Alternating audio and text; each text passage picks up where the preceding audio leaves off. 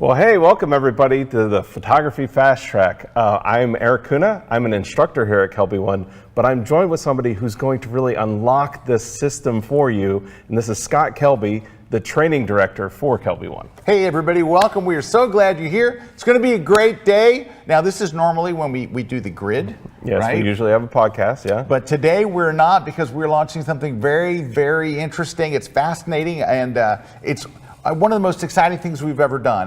I'm so energized about this. I can't wait to tell you about it. But we're wrapping this whole thing in something really important, which is we're going to be telling you about 5 secrets that are holding you back. Now, when I say you, it's holding photographers back, so don't take it personally. It may not be you personally, but it's something that's held us all back. These are all things that we looked at our own photography journey and said, these are the things that held us back that we don't want you to have to struggle with. Right, that's where we're at. So that's what we're going to be talking about today. I do want to let you know, I know that many of you are seeing us for the very first time and you may not be familiar with who we are. So at least I want to take 30 seconds and we want to let you know who we are, what we do, and then we'll launch into this thing. Yeah, and we are KelbyOne. We're an online training community where we have Photoshop, Lightroom photography training courses and a whole training community about getting you to master those topics.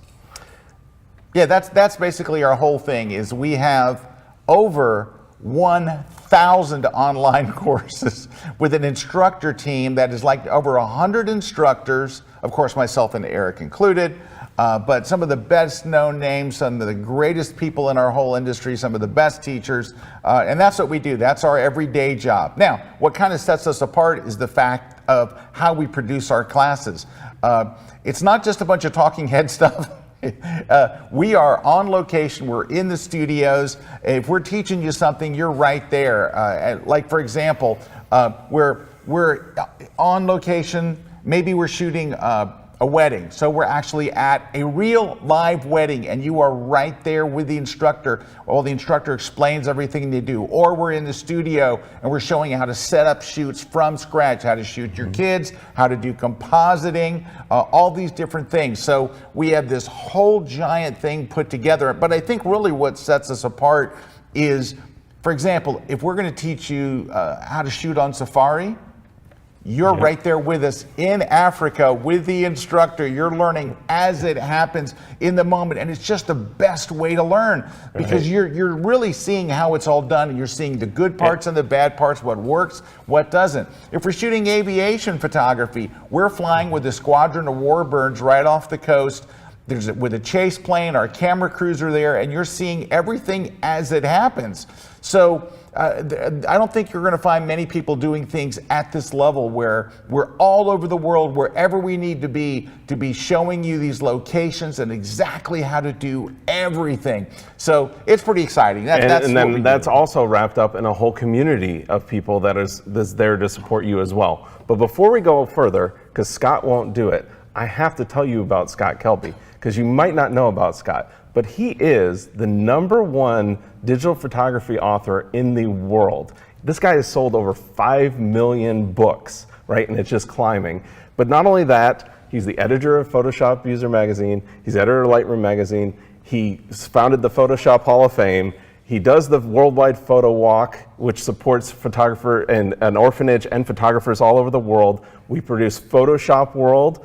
You speak at conferences all over the place. You teach at sold-out workshops. I hate this You've part. won. This is the other thing I want to talk about. He's won so many awards. He does sports photography professionally, portrait photography, travel photography, all that stuff.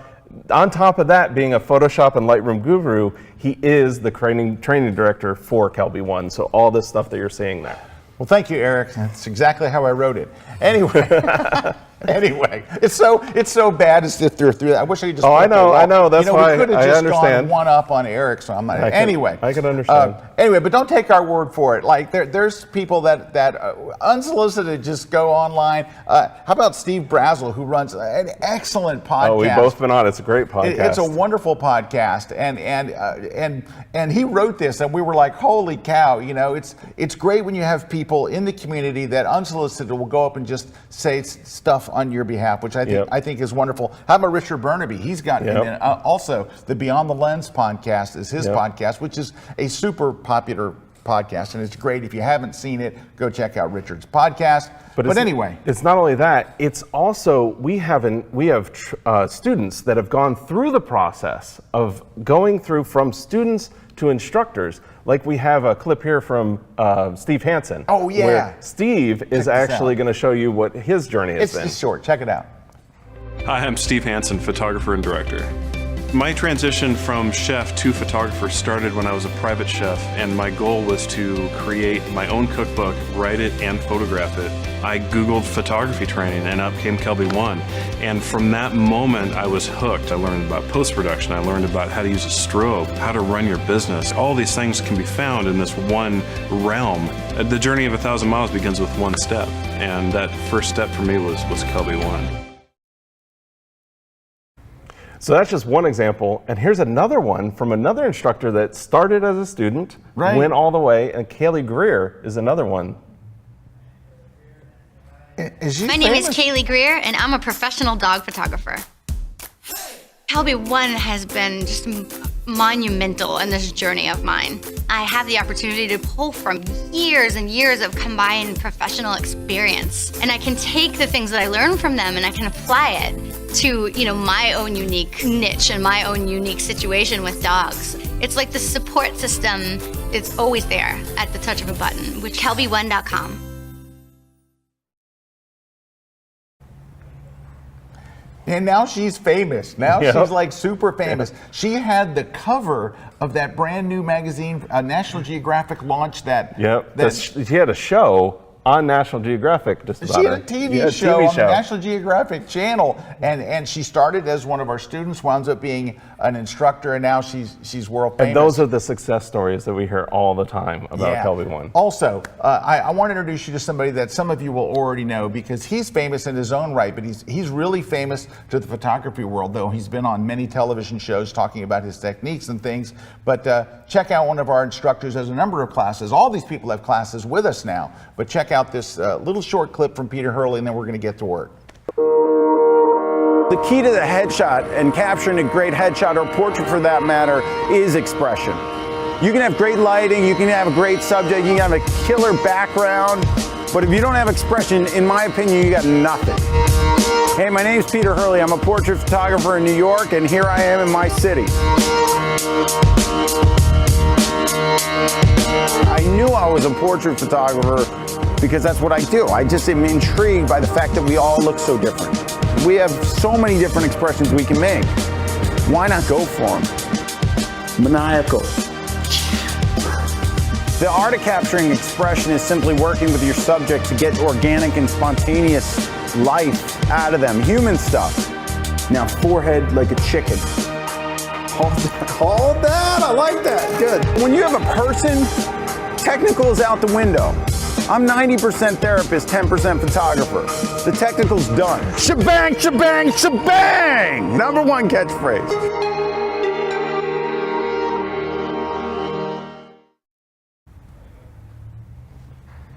When Peter did my headshot during the shoot, he told me to turn my hips towards the Canadian border. Anyway. And then it gets the laugh out of you. Yeah, exactly. So, but here, we're here, this is the type of training that we do, but we also try to make it interactive, our whole KelbyOne experience, and we want you to interact with this webcast as well. I can already see we have people commenting in the chat. We have Digital Design by PJ joining us from Ohio. We got Hullet joining us from Arizona, Noel from the UK, Gary from Wisconsin, Alec from Aberdeen, Duty McGuire from Michigan. We got Doug, Iowa, Stacy from Texas. We got Mehdi all the way from Denmark joining us all over the world. Graham from Malta. Graham from Malta. And if you're in the chat and you have any questions, just add us in the chat. If you tell us where you're from, but also if you're a KelbyOne member, just share with other people about your experience about this stuff. So we'd love to hear your stories as well. They're already doing it. John says the KelbyOne training is not only the best photography training on the planet, thank you, but the KelbyOne community has the best people. I agree. We're not the most modest, but we're definitely the best. All right, it's a wonderful community. We'll talk more about that in a minute. But today, I want to turn you on to this thing, and I'm going to teach you part of this, right, is I want to talk about this thing that we've done that we've never done anything like this before, and I think it is going to propel photographers forward, because you know what it is, and it's called the Photographer's Fast Track, and let me tell you why we developed it. I talk to so many people that they're frustrated with how slowly they're progressing with their photography. Like they're making incremental things. And so I'm talking to a buddy of mine, and he's telling me how upset he is. And you'll have people that will get to the point where they're like, you know what, I'm not really making any progress. I'm getting this much better per year. And I've even had people say, you know what, I think I'm just gonna quit. Which is like, oh my gosh. Knife in the heart. It's heartbreaking. Yeah. And so my buddy says, I haven't gotten any better. And I'm like, yeah, you have. And he's like, maybe I got 5% better. And he goes, how long is it going to take me to get good? At what point am I going to look at my pictures and go, yeah, that's what I'm looking for? And so I realized that you know what the problem is? And here's, I can kind of, people are out there struggling for information.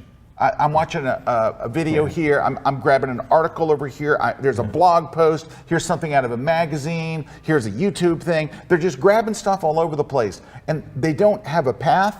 They don't have a goal. They just like, I want to get better, and so I'm just going to grab all these different things.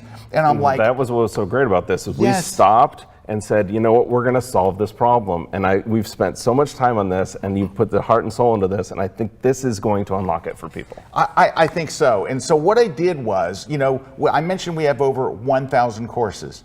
Not 1,000 little lessons, not 1,000 little videos. These are full-length courses. And I thought, what could I do where I could put the very best, most impactful ones that would actually give people an actual result, like where you see the difference, like you can actually see what's happening. What can I do? So I looked at these things, I updated them, and I put this thing together, and myself and Larry Becker lead photographers through this process. So we're doing it together. It's you and me, and it's Larry, and we're taking you through this process. So you're gonna watch these classes in order, right? You're gonna watch them in order, and it's 5 different classes. It's 1 hour a week for 5 days. So if you think it's a little bit of a boot campy kind of thing for 1 week, but then it gets easier. I'm going to explain it all later. I'm not going to talk about it now. I want to get to the stuff. But I can tell you real quickly what the 5 courses are that you will watch. Now, this is part of KelbyOne. So if you join KelbyOne, the first thing you should do is get on this Photographer's Fast Track. The first thing that I do is I've got a class called 7 Things Every Photographer Needs to Know About Their Camera. It's the only one of these classes where I actually talk about settings and all that stuff. Do you know why? Because if we can get these 7 things out of the way right up front, then we don't have to spend any more time on gear. This is a speed bump for people. We'll talk about that in just a second, but this is a speed bump and people get stuck there. So I get the gear stuff out of the way. All right, that's the first one. Next, I know how important this next part is. I'm going to talk about it in a minute, but it's just talking about how important composition is. It is, and I teach this in a way you're not going to find anywhere else. You know what you'll find everywhere when you go looking for composition? It's all over the place. You're going to find the rules of composition, the rule of thirds, balance, fill the frame. You're going to find all that stuff. And that's just like easy. That's the easy stuff. I teach that in 3 minutes in the class, because everything else, the whole rest of the hour, is about the stuff that actually makes a difference, the stuff that actually counts. So that's that one. Then you got to learn the post-processing. You got to. You have to. It's a must nowadays. I'm going to teach you my 7-point system for Lightroom. It also works for Camera Raw, so it's not just for Lightroom. If you're a Photoshop user and use Camera Raw, it works for that too, because it's the same sliders in the same order that do the same thing. I'm going to teach you what to do, exactly when, why you do it. It's just 7 things. You don't need to know everything about Lightroom, but you need to know these 7. I'm going to teach them to you. This is the same curriculum that is taught in colleges and universities around the world who use my book as the textbook for the students. I'm going to teach you the most current, latest version, all right? And lastly, or two more things, the 4th class is how to critique your own photos. You need to be able to look at your work and see, am I making a mistake? Like, are there technical things that I'm not doing wrong that are killing my photos? Are there certain things that I should be doing? And I give you a checklist that you can actually download, PDFs you can put right there on your phone, and you can look and see, did I cover the technical? Now, you realize that learning all the technical stuff will not make a wonderful photo, but what it will do is it'll keep you from having a wonderful photo be ruined by technical mistakes. And the last of the 5 classes is 10 things I wished I'd learned earlier. You're going to hear about some of these in just a minute. And it's those things where I swear, if somebody just sat down with me and spent just 5 minutes and go, Scott, you got to do this, you got to do that. I left so many things just undone on the table because of this. So that's where we're at. So that's what we're doing. Okay.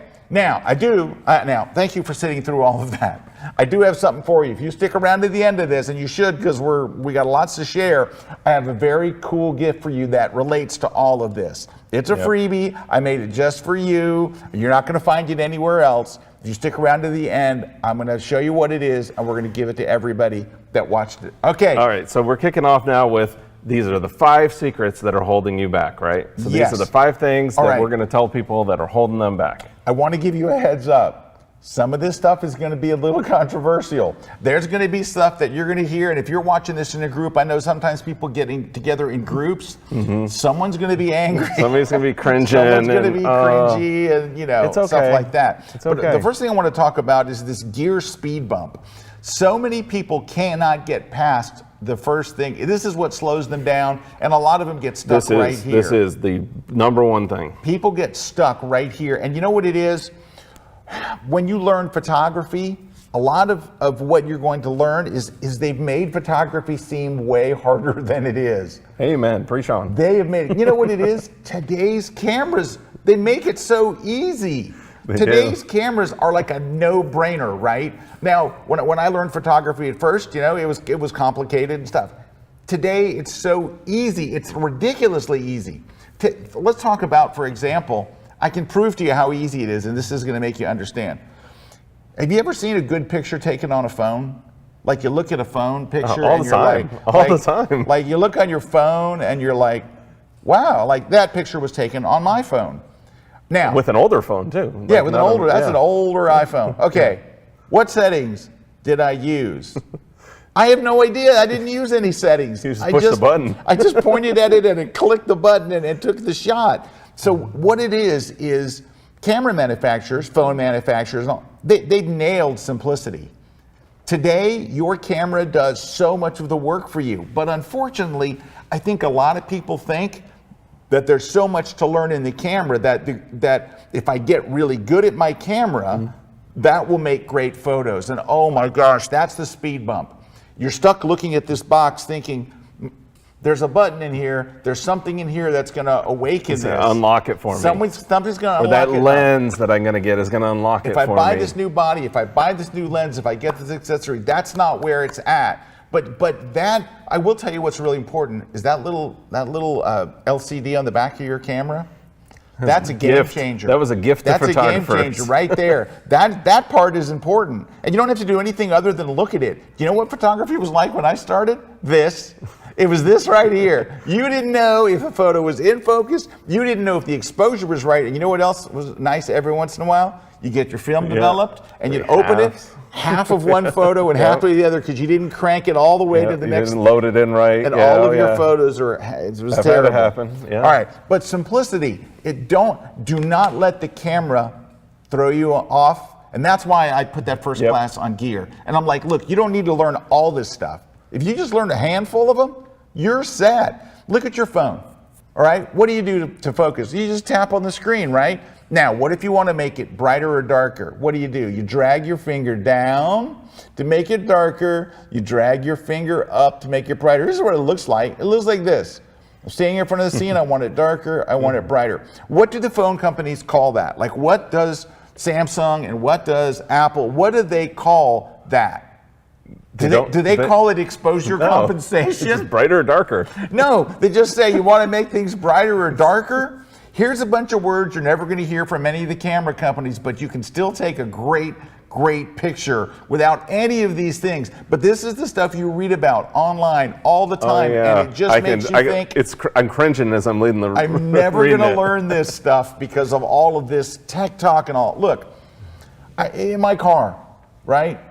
If I look at the engine, inside there's a thing called the head gasket. Now I don't know what the head gasket is. In fact, I just went to Google and said, what's a weird part of a car? And head gasket came back, right? It's important, but you don't need to know. I don't need to know it though, right? I'm still able to get from where I'm at to critically important things in my life, right? Without having to know all this other baloney. I learned the things that I need to know. How to use the gas, how to use the steering wheel, how to use the brake, and it gets me where I need to go. It's going to get you that hot dog stand. Photography is the same thing. Yep. You don't need to know all that stuff from get to A to B. And so what I think part of my job with like the photographer's fast track is to get rid of all that stuff, right?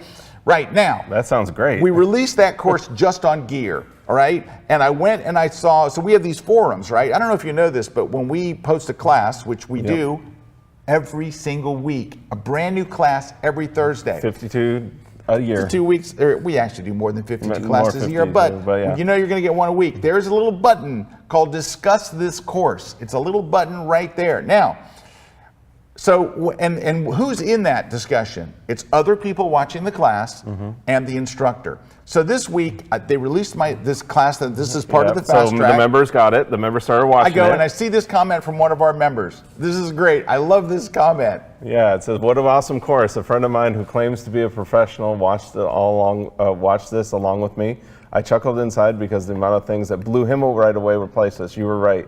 This is for everybody." It's this line right here. The amount of things that blew him away were priceless, right? Yeah, so he's watching with a professional, and the professional is still getting blown away because of what you talked about before. We're overcomplicating it. We spend so much time, way too much time on the gear, and we don't spend it on what actually makes a huge that's difference. A good one. Composition. And in this fast track, like I said, I'm going to teach you composition in a way you're not going to find being taught anywhere else. And it's going to be the thing that all of a sudden opens your eyes, and it's going to change. I promise you, it's going to change the way you take your photographs. You're going to have confidence. You're going to know what your plan is. And I think that's it. Otherwise, you're just kind of like, what do I do? I'm in this beautiful place. What do I do? Speaking of beautiful places, you've heard of the Eiffel Tower? Right? I have. The Eiffel Tower, beautiful. right? It was built for, I think it was the 1910 or the 1912 World's Fair in Paris. Yeah. It is hailed by many as one of the most beautiful man-made structures in history. It is gorgeous, but when it was made originally for the 1912 World's Fair, the Parisians hated it. Yeah. Do you know why? Because the French hate everything. All right. Apology if you're French. However, we're just kidding. However, so picture this beautiful thing. So here you have this beautiful thing. Can you take a bad picture of something so beautiful? Yes, you can. Absolutely. I went back to one of my trips to Paris, and here's proof. It's crooked, it's stupid, it's just a bad picture. There's a French word for what I did. It's that right there. Yeah. I'm not sure what it means, but I think it says, this photo is trash. So, you know that you can stand in front of something and take a bad picture with bad composition. What if you were really good at composition? Could you go down to the docks and get a picture of a guy pulling a rope and get a great picture? Yeah, you can. Jay Maisel did. World famous, amazing. And one of our instructors on KelbyOne. And living legend of photography, Jay Maisel. Can you imagine how many times he's sold this picture? We have a print of this in our offices. Awesome. It's a beautiful, amazing print. They'll be studying this print like they studied Jay's life. They'll be studying this in college courses because this is a classic, brilliant composition. And composition, really, honestly, it comes down to two things. And I'm going to tell you the truth that no one's going to tell you. Secrets here. All right. It comes very much down to what you're standing in front of. And I know that sounds really crass and really, I told you this is going to be controversial, but what you're standing in front of is so important. If you're standing in front of this, you're going to get a pretty good picture. This was taken by my friend and colleague and KelbyOne instructor, Karen Hutton. And I love this photo of hers, and I asked her if I could use it. And if you're standing there beside Karen, you're going to get this shot. In fact, if you set up your tripod, you could probably train a small monkey to run up the legs of your tripod and press the shutter button. It's pretty much going to look like that, right? But it's all the stuff she put into that photo. Right, getting to there. However, if this is what you're standing in front of, you've got a big challenge. That's what you got. If you're standing in front of this, that's what you if got. you're standing in front of this, if you're shooting a wedding and the church kind of looks like this and it's kind of bland, you're not going to come away with a picture that looks like this, right? So that's what it is. What you're standing in front of is so important. And then how you frame the shot, your composition. Now, take those two things together and it makes all the difference in the world. Now, I want to talk a little bit more about this, what you're standing in front of, because, and I know this is it's a hard one. It's a hard one, but I got to tell you the truth about it. So come with me on this little journey here, all right? So take a look at this shot on screen. This is a cheeseburger, right? And it's it's a meat patty, cheese, lettuce, tomato. It's on a sesame seed bun, and it's on a white background, and it's shot obviously in the studio, right? And it's okay, all right? And so is this.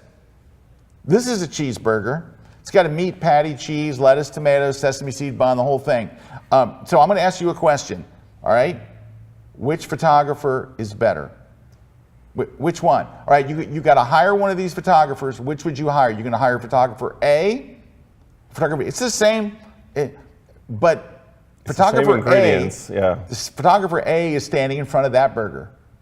Photographer B is standing in front of that burger, right? All right, so let me ask you a question. This is a trick question, all right? All right. So let's just check. What could you do? This is going back to the gear. What settings could you use in your camera? All right, what f-stop would you use to make the picture on A? Can we bring that back up? What settings would you use to make the burger at A look like B? Right? What is it, an ISO? I totally get it. Yeah, it's not possible. What shutter speed would make A look like B? Okay, so then let's do the gear.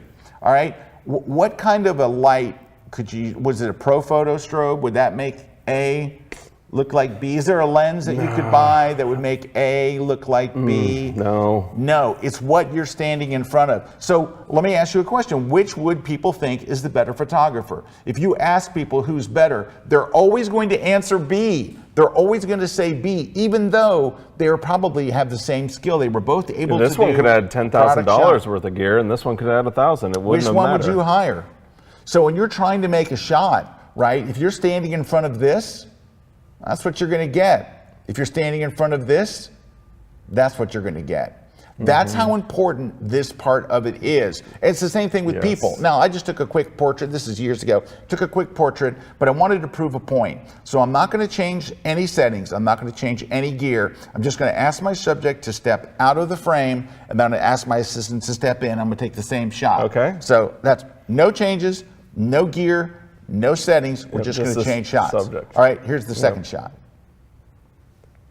Right? Doesn't look the same. Now, I know what you're saying, Scott. That's not a fair comparison because she had long blonde hair. Trust me, it ain't the hair. Look, there's not a setting that you can have on your camera or in your gear or that you can buy that's going to make Melvin turn into Dylan. That just doesn't work, right? So I was talking to a crowd and I was showing this example, right? And on the break, a gentleman wrote this and left it on a piece of paper and said, how about showing how you shoot on attractive people, right? So that's just mean. Anyway, but here's the thing. What he's saying basically is shooting pretty people is easier. You know what? It's not. It's just the results are so much better. Shooting an ugly tree or a beautiful tree, it's the same settings, it's the same everything, it's just the results. But I don't want you to leave this thinking, Scott said you can only shoot beautiful people. Nope. Don't tweet that. No, you can shoot interesting people. Interesting people make interesting photos. You do not have to have beautiful people. All you have to do is find interesting subjects and they will make... Well, and the beauty is in the people, right? You're pulling the people out by your techniques. Right. Yes. Absolutely. So that's it. Hey, I got to tell you one thing. One of our instructors, And he told me this, I was there for it. Used to be the head photographer for Kraft Foods, Joe Glide, a great guy, wonderful food photographer, has classes with us, incredible instructor. I got to go tour Kraft's headquarters, and I got to go to their photo studio. They shoot all their own stuff, right? And he said, have you ever looked at the cover of the Kraft macaroni and cheese box? I said, I've seen the cover of that box more than just about anything. I am a huge Kraft macaroni and cheese fan, let me tell you. It's a staple of my childhood and of my adulthood. Anyway, take a look at the box. He said, do you notice something? And I'm like, no. He says, you know the holes in the macaroni? And I'm like, yeah. He goes, where are they? Yeah. He goes, they have someone that works for them, a food stylist, who takes a pair of tweezers and they turn each one of them one by one and make sure that none of the holes are facing. You know why? Because how it looks matters.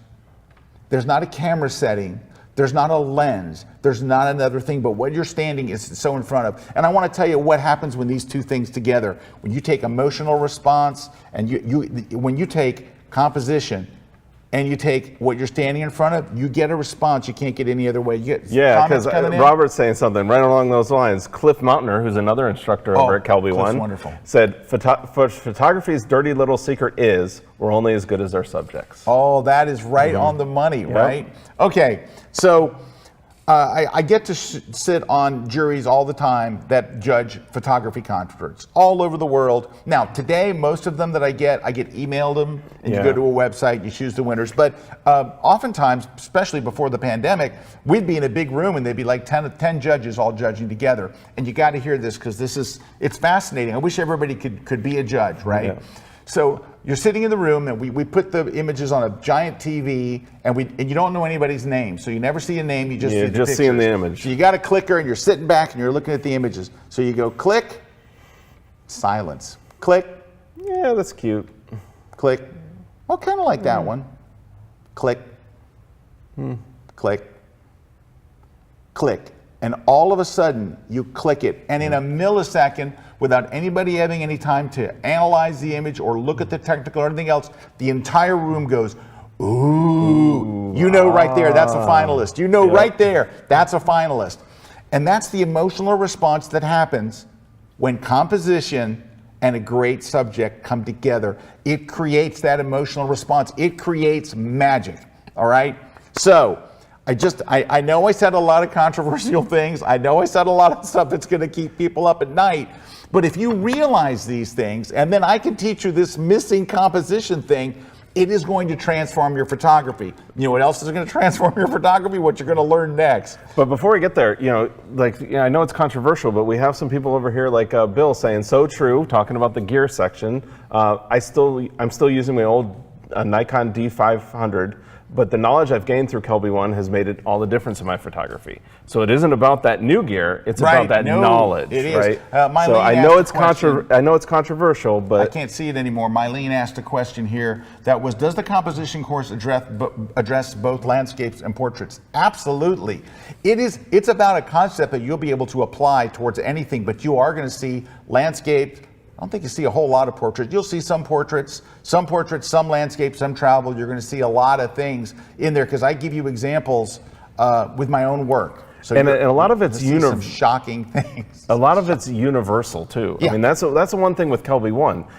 I've learned so much from watching again Kelly Greer and her dog photography that you can apply to landscape photography. Look. Yep. Paulette says, I've watched the FastTrack classes and was just blown away. There's so much good information. I will revisit it again and again. KelbyOne has become part of my life. It's interesting, fun, and so professional. Thank you. Thank you, Paulette. Thank you very much. Yep, that's why we do it. All right. So what's the next thing? The next thing is, guys, you got to learn the post-processing. You got to learn it. You got to. But look, it's like I said, you don't have to become an expert or a genius at this stuff, but you kind of got to know what you're doing. And so Lightroom is kind of the core. If you're using Camera Raw in Photoshop or Lightroom, it's the core. But we have so many classes on Photoshop as well. I think we have more Lightroom classes than anyone on the planet because we have just literally hundreds. But because it's more focused on photography. Right.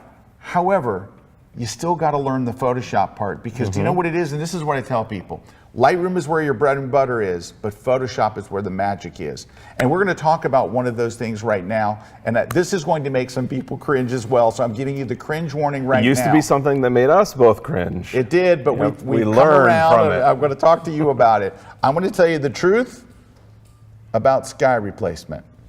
Now, I know right now there's people, no. Okay, listen. Well, stick with us. Stick with us. I'm with you. I was the same way. I had 2 images that I'd swapped skies in for years ago. And every time I look at those images, Eric, I feel dirty. I would look at them and I knew I cheated. I'm like, I felt that like wasn't I the was sky. cheating. That wasn't the sky. Until something changed for me that changed everything. Here's what it was. One of the photographers that I look up to most in our industry, a very, very, very famous photographer, you would know his name in a second. We're sitting at the bar talking literally one night, just sitting there talking about photography. I don't know why we're always at a bar, but anyway, we're photographers. We're at a bar. We're sitting at the bar, all right? And we're talking about different images, and I'm like, that one that you did, though, that was the one that won my heart. And I said, the sky you had that morning was unbelievable. And he's like, oh, that wasn't the sky. I dropped that in Photoshop. I fell off my chair. And this is only after 1 drink, maybe not even a half of a drink. I was on the floor. I got up. I'm like, what? What? He goes, well, yeah, I do it all the time. I blacked out. We had to revive him again. It was came bad. back. I was so freaked out. And he's like, yeah, we all do it. And I'm like, what are you talking about? He goes, so let me get this straight. You're going to drive or fly across the country. You're going to go to some amazing location. You're going to get up at dawn. You're going to hike through the dark, and you got a lamp on your head so you can see you don't fall into a hole of snakes. You get out there. You set up your gear. Yep. You've done everything right. You've done the research. You've done the planning. You got up early. You haven't had breakfast. You've done all these things. You take your shots, and the sun doesn't come up, and you just never, ever show anyone those photos. And I go, that's exactly right. He says, you're an idiot. And I'm sitting there like this. And that was the last day that you didn't do sky replacement. It wasn't the last day, but here's what it was. I thought he was kind of pulling my leg. Like I thought maybe he was doing it and nobody else was. Till I started asking some of the other biggest photographers, do you replace skies? And they were also like, oh, all the time. You replace it? Oh yeah. And I realized something. This is where it changed for me. It was when I realized I am the last living photographer not to be doing sky replacement. Sky replacement has become so mainstream that it's actually inside of Photoshop. Yeah. You open up an image, you choose sky replacement, it puts it in new sky, you're done. Let me just show you how easy it is, and you're going to realize where we are with this. And then you'll have to make up your own mind. You can still decide, no, I'm not going to do it, but I at least want to show you how to do it and how mainstream this has become. That it is now, it's not a technique, it is a feature in Photoshop. Let me jump over to Photoshop and show you what I mean. All right, take a look. All right, here all you have to do is open a photo with a bad sky like this one, and there it is, sky replacement right there.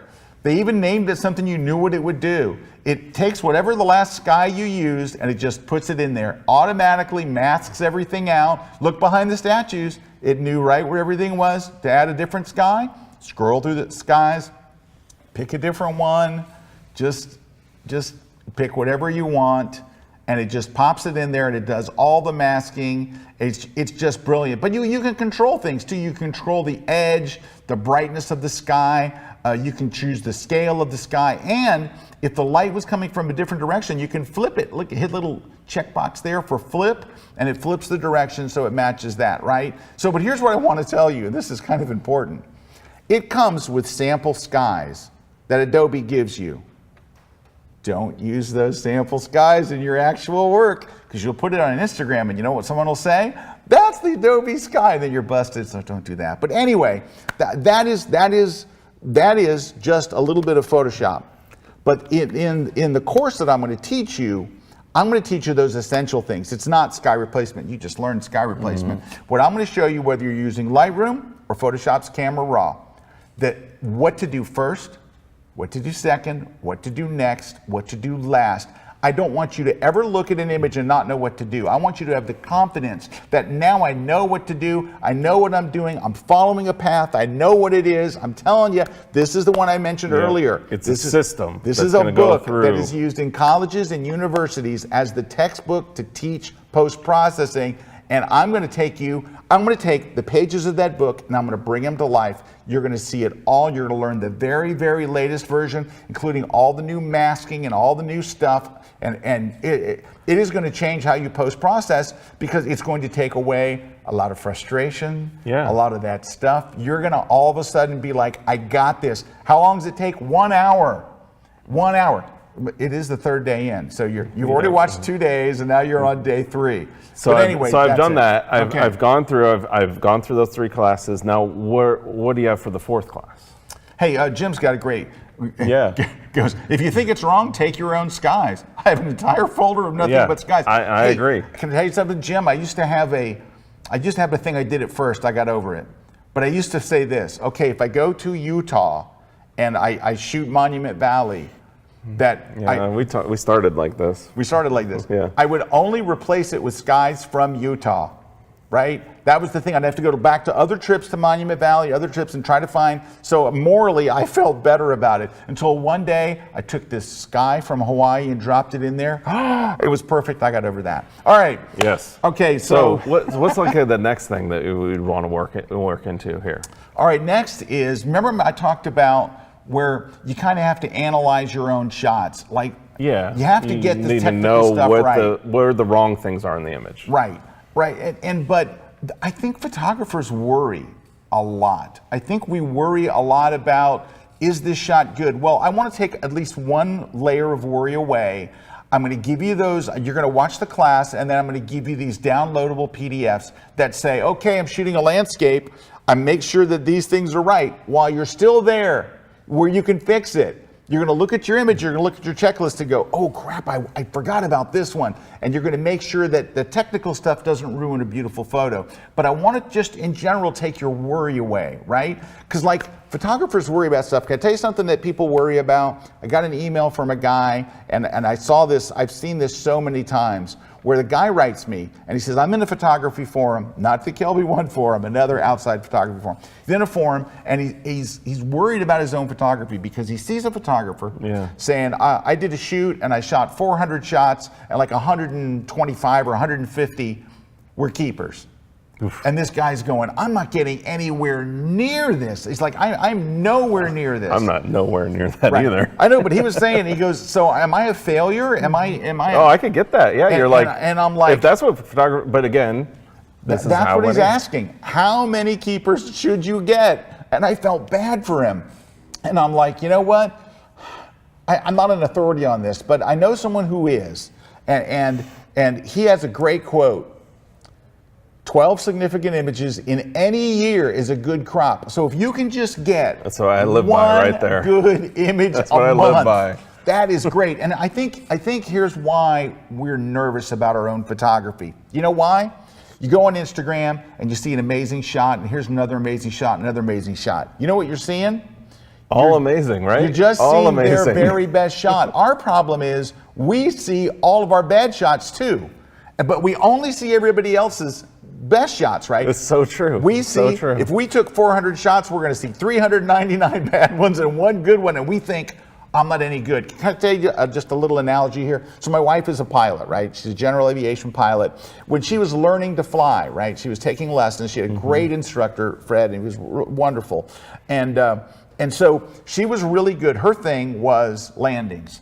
Yeah. Which, by the way, if you're going to be a pilot, it's probably a good thing, right? Landings is the thing you want to be good. You don't want to fly with a pilot that says, yeah, I'm not very good at landing. I mean, we'll probably get down. No, you don't want that. But that was her thing. She was amazing at it.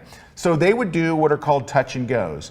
You basically land at the airport. Now, she was training at an international airport. So what you've got is, commercial jets, you've got UPSs flying out of there, all these big jets, and everybody's flying out of there, commercial planes, and the U.S. Coast Guard, it's all this, right?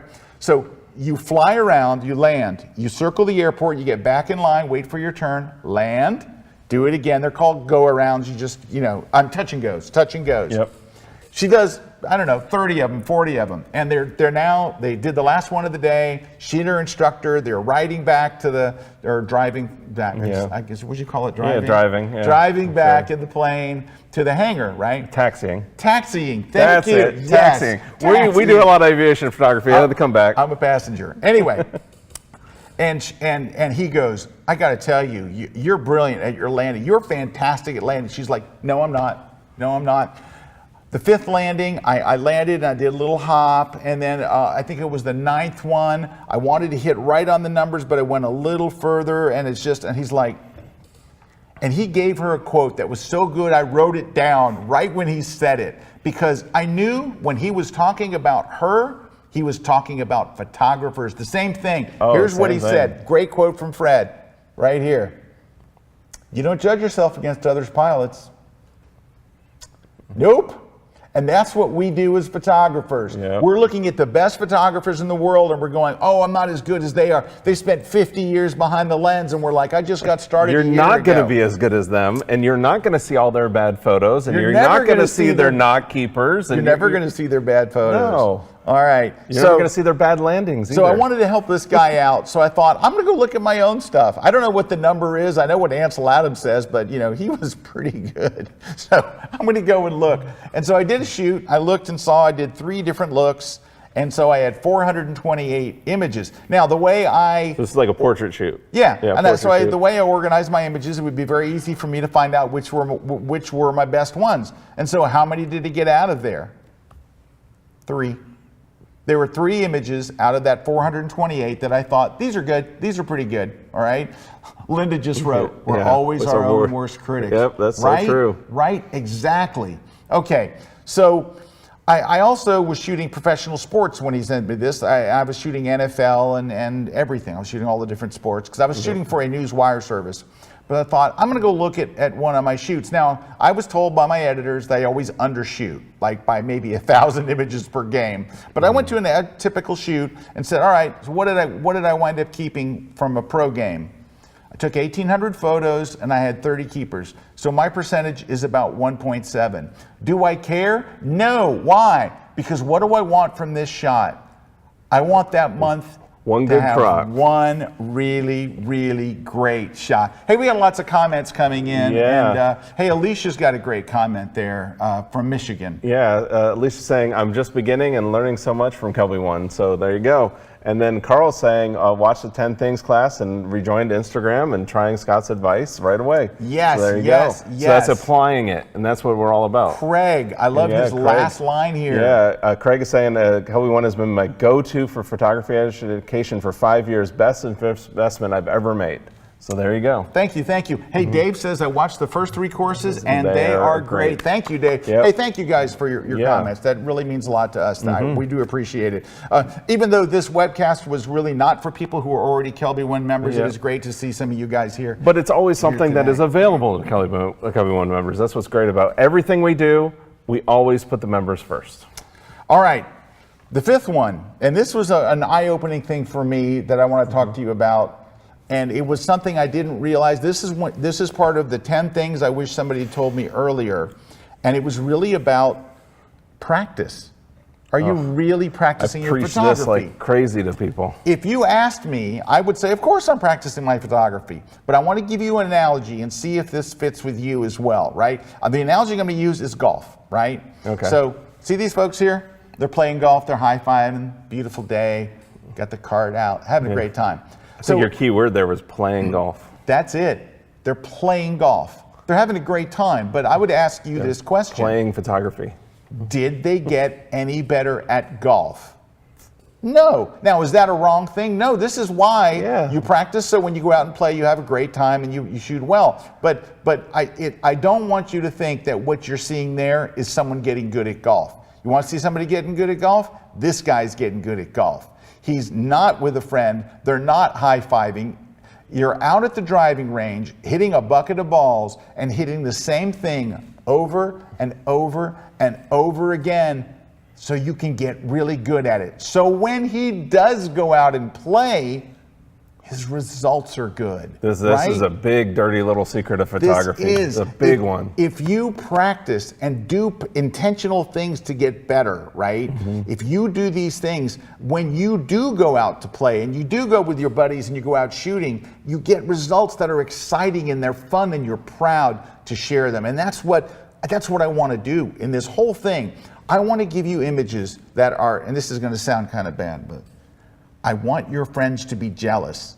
I want your friends to go, look, I know you. There's no way you took no this way. photo. That's the best when you're like, oh my gosh, there's no way. That's what I want for you. I have stacked the deck for you here to where when you're done with these, the first week's hard. It is 1 hour a day for 5 days. But I'm stacking the deck for you because I want you to be confident. I want you to know what you're doing. I want you to be moving on a path. I don't want you to ever be alone because I'm right there with you. And I want you to have great success. I want your family members, your friends, and your colleagues to go. When they talk about a photographer, they need to mention your name. Oh, my friend Frank, oh, he's phenomenal. You got to see, Cindy's stuff is the best. You got to go see Cindy. You need a picture taken, call Cindy. That's what I want. I want to set you up with that. Now, we have some more comments coming in. So Tim saying, I don't care how many shots I take, if I get 1 or 3 great ones, it's worth my time and effort. Yeah, absolutely. Absolutely. Let's see, John says, now I'm going to think about my head gasket in a way of chicken sandwiches. So we do have this joke when we talk about chicken sandwiches a lot. Yeah. I see there's another comment of I joined KelbyOne for the chicken sandwich tips. All right. So I want to also talk about what practice is. So is practice shooting high-speed water drops? Because I know a lot of people who go online, they'll find these projects and they'll do the steel wool, right, the Brillo pad thing, and they'll shoot the water on the glass. Look, there's not going to be a day where your phone rings and someone says, "Yeah, I need to get a picture. I need to hire someone to take pictures of water on the glass." Right? That's never going to happen. So what does practice look like for us photographers? Yeah. What does it look like? Those are fun projects. Those are fun. Practice for photographers looks like practice for golfers. You're out there by yourself. You're going to get up in the morning, and let's just say what you want to get good at is landscapes, or maybe in particular a genre like I want to get really good at panoramas. So you decide, you know what, for the next few weeks, I'm going to get up early every morning. I'm going to go out where the light's good, and I'm going to do nothing but panos. And I'm going to become the local expert on panos. When people think about panos, I want them to think of me. Now, I don't want you to think on any level, this is how I operate, because I had a bad reckoning with my own practice. And if you ask me, do you think I'm practicing all the time? Here's what happened. It didn't happen in photography, but I'm going to apply it to photography. Besides what I do in photography, my hobby is playing music, right? Yeah. So I play guitar. Yeah. If you go look at my Twitter bio, it says, CEO of KelbyOne and blah, blah, blah, blah, and struggling guitarist, right? That's me. But I love playing guitar and I have a lot of fun with it. And I go to my wife one day and I said, honey, I don't think I'm getting any better at guitar. In fact, I don't think I've gotten any better in the last 2 years. And she says, really? And I'm like, yeah, I just don't feel like I'm making any progress. She says, okay, tell me about your practice, right? Tell me what your practice schedule is. She said, okay. I said, I go in and I pick up my guitar, and she goes, okay, what do you do first? Do you do scales? No. Oh, are you doing speed exercises? My wife's a musician too, right? No. So what do you do? I go and I play my favorite songs. And she goes, playing stuff that you like. You're doing stuff I've done 100 times that I already know how to do. And she goes, you're not practicing. You're just playing. That's fine. And she's like, honey, if that's what you want to do. I go, no, I want to get better. I want to see progress. So when I do play, I enjoy it. And that's what we have to do as photographers. I was making the same mistake with guitar. I've made it with photography, where my photography is going out with my buddies and friends. But when I decide, today I'm going to do nothing but shoot shadows. I'm going to walk downtown. My topic is just shadows. I really want to get good at this. I've seen people that are wonderful at it, and I'm going to shoot hundreds and hundreds and hundreds of shadows until that becomes a part of my repertoire. That when I'm doing street photography, shadows aren't even think twice about it, because I know exactly what makes a good shadow and a bad one, because I've made thousands of bad ones. Yeah, thousands. that's All how we right. do it. So that's kind of where I want. Hey, I love this. Stuart Greenberg says he's been a KelbyOne member forever. Not only have I learned a tremendous amount over the years, the member discounts have helped me pay for my membership, and the community is second to none. Oh, yeah. Now, when you've heard a couple of comments about community, that's when people go and they go into a class and they start discussing it, or they just go to the regular community at large and ask a question or ask for help, or just want to chat about chicken sandwiches, which is a very popular topic. So right, that's what he's that's the talking whole about. thing here. You know, this is all leading up to, we have this fast track, and we want to offer this fast track to people. We want to have you have access to this if you're not a KelbyOne member. Here's what it looks like when you click on. Yeah, so you're going to get all these different topics.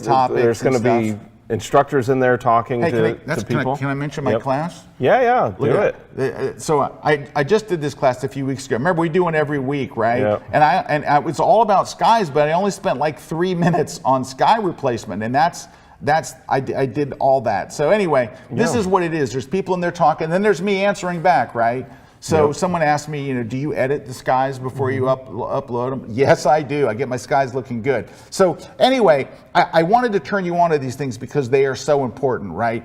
And so I mentioned this Photographer's Fast Track a number of times, but I want to kind of just real quickly just clue you in on how it works. So if you join KelbyOne, the first thing I would do, and I would recommend to you or anybody, is get on this Fast Track. It is going to have the most impact in the least amount of time. It is a little bit of work for you. So what it is you're going to work for 1 hour for 5 days. Now, if you can't do 5 days in a row, if you have to miss a day or something, it's not a big deal. That's okay. But can I tell you what not to do?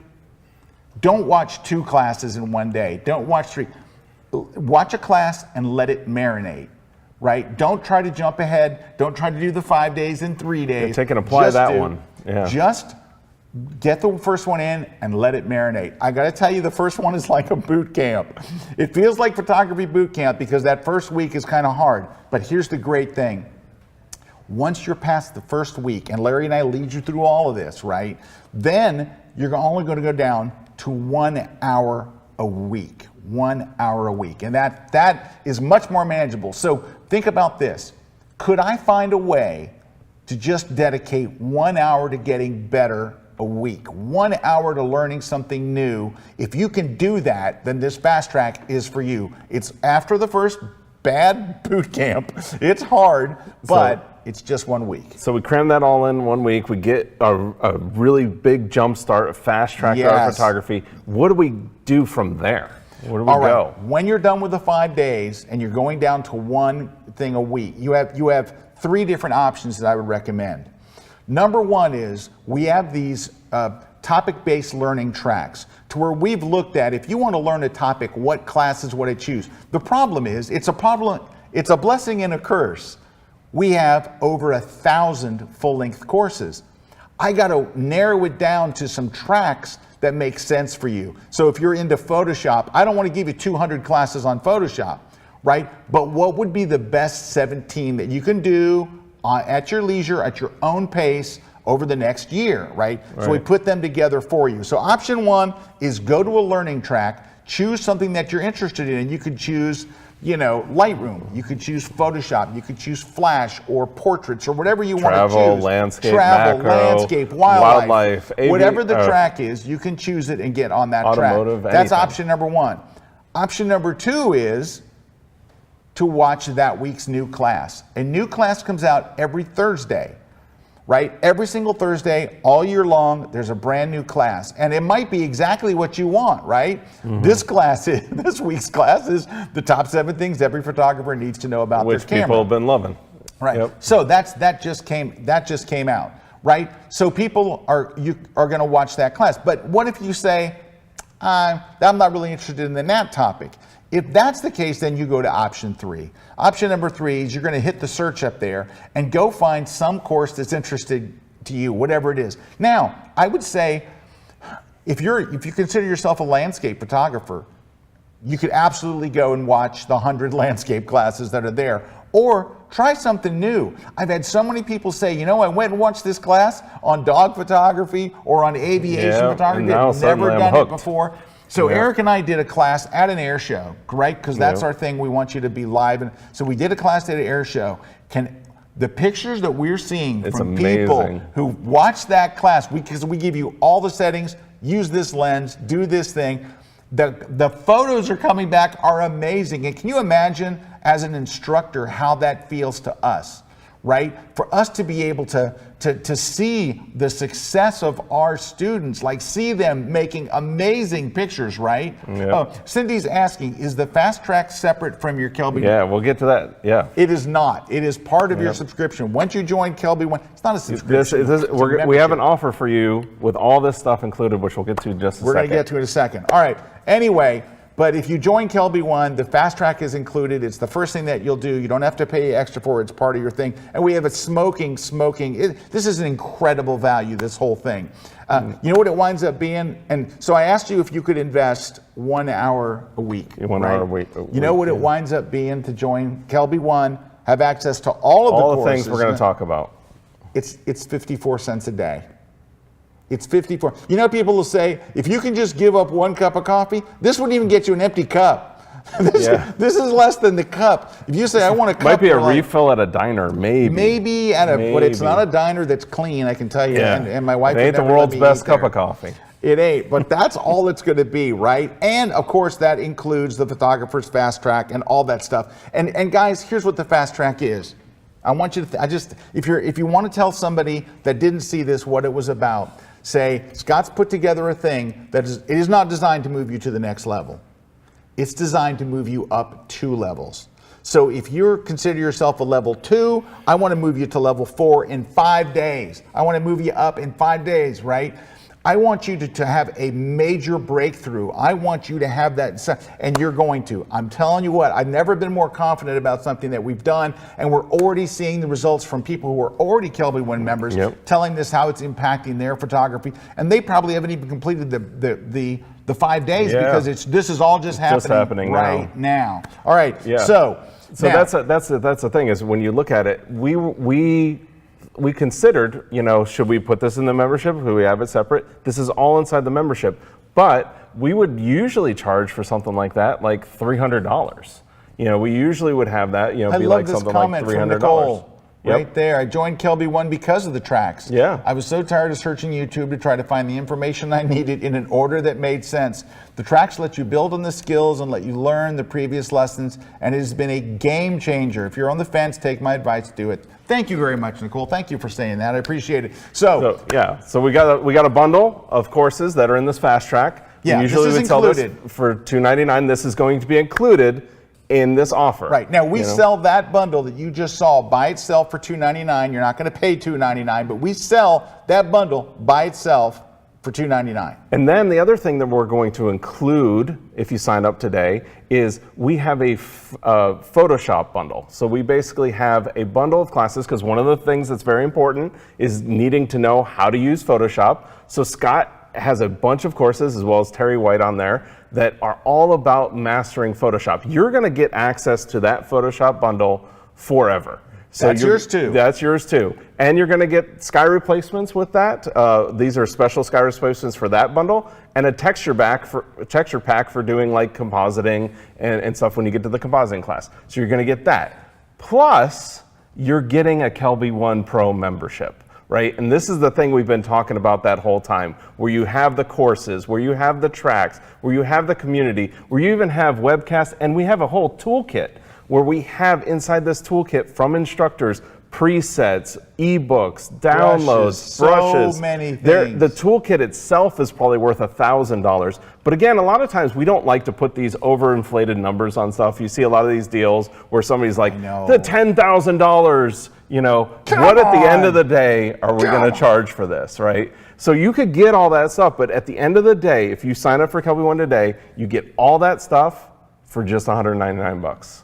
So you're getting all that stuff. And we could put that crazy number on it, right? Because that is actually what it is, but we don't need to, because that's what it is. It's $199. There's the total value crazy number. But every time we see those, we cringe. We're not gonna do that to you. No, we're not it's gonna. not $35,000. But you could if you wanted.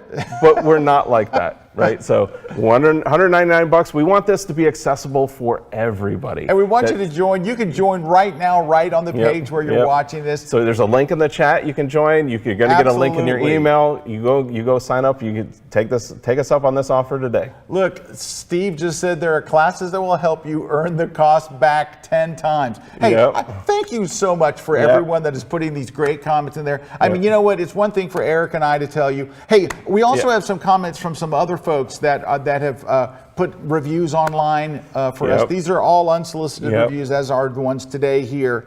And these are just folks all over the internet that have just said that this KelbyOne is the best. And these are unsolicited. These are just people commenting, just sharing with it. We love that. We love to hear back from it. That's why we wanted to have KelbyOne members here with you. It's just great to see how much KelbyOne has impacted people's lives, because that's what we're all about, right? We're about impacting people's lives.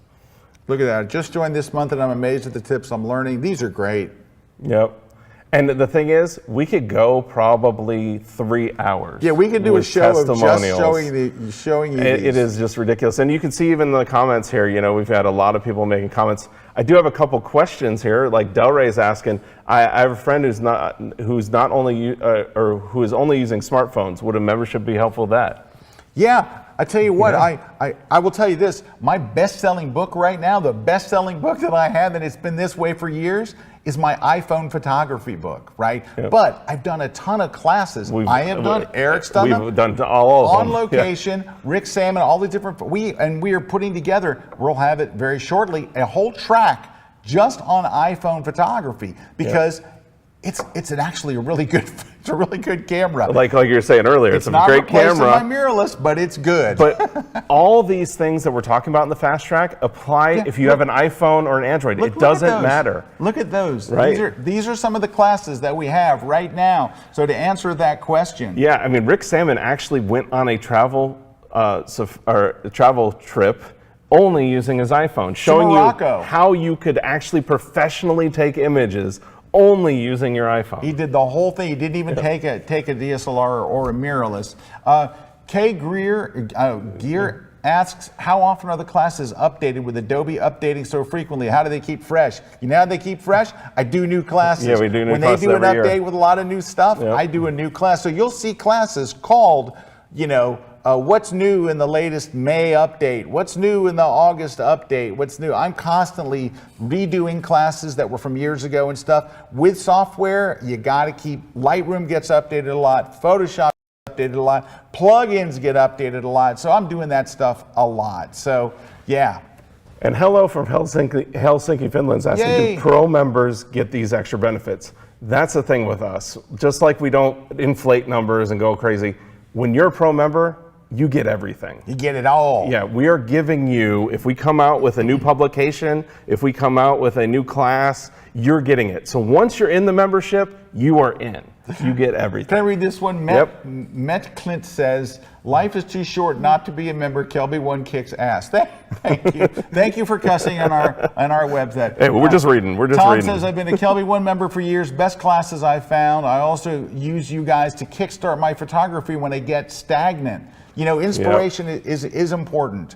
But anyway, we do have a really good deal. And don't even look at the 35,871 number, which, while technically accurate, no one in the world has ever paid us that. However, $199 is an incredible value. Plus, that toolkit that Eric mentions, we are releasing a brand new thing to that toolkit every single month starting in January. So if you buy this now, it is giving you stuff throughout the year, as well as that whole library that you already have. And Missy's got a comment. Where has KelbyOne been all my life? Just found out after attending Kaylee Greer's workshop. Love all the content. Yay! And Kaylee she's so great. She's such a great person and such a great instructor.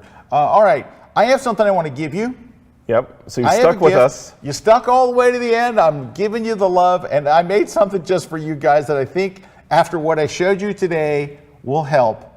I have a collection of skies for you. They are for sky replacements, and you can use these. This is only for people that watch this webcast. You can use these skies, and I'm just giving them to you. And I shot these skies all over the place, not just in Utah. So I shot them all over the place. We're now sky replacement masters. And like somebody asked in that skies class, do you edit them again? I got them all looking good for you. You just got to open up the sky replacement and drop them in. So we're going to send you an email with a link where you can go download them.